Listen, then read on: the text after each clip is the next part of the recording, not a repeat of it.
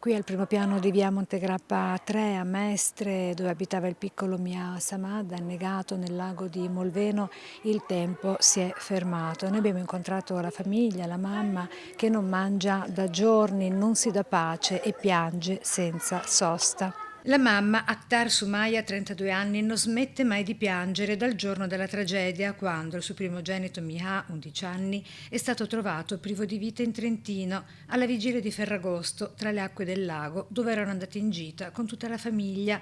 È lì che gli ha scattato queste foto. Mia non voleva, timido e riservato, non gli piaceva mettersi in posa, ma la mamma aveva insistito. Sono delle semplici foto ricordo, gli aveva detto. Mai avrebbe pensato che sarebbero stati gli ultimi istanti di vita del suo amatissimo primogenito. Poco prima tutti e quattro, Mia, 11 anni, con il fratellino di 8, la mamma e il papà Abu Bakar, 38 anni, erano usciti al largo su questo pattino per poi rientrare tutti e quattro poco dopo. Scesi dal pattino, la mamma si era allontanata soltanto un attimo, il tempo di andare d'urgenza alla toilette, affidando Mia a una conoscente, già circondata dai cuginetti da altri bambini. Ma dopo nemmeno un paio di minuti al suo rientro il bimbo non c'era più, sparito nel nulla, senza che nessuno dei piccoli che giocavano accanto a lui, vicino alla battigia, sapesse dire come. Per quasi 2 ore le ricerche si sono concentrate a terra tra la speranza e l'angoscia.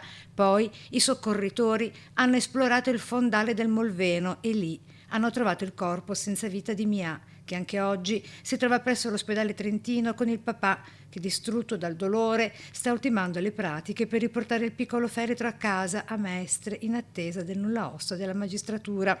E la cuginetta Nafisa, che in arabo significa preziosa, di 14 anni, giunta a Mestre con tutta la famiglia dalle Marche insieme ad altri parenti arrivati dal Friuli con lo zio Abdul Samad, a raccontarci per il tramite della mamma di Mia cos'è accaduto esattamente quel giorno, mentre qui a casa di Mia anche la nostra troupe di fronte a tanto strazio ha potuto soltanto stringersi in silenzio accanto a questa famiglia con un abbraccio discreto nel rispetto del loro dolore davanti a una perdita così crudele.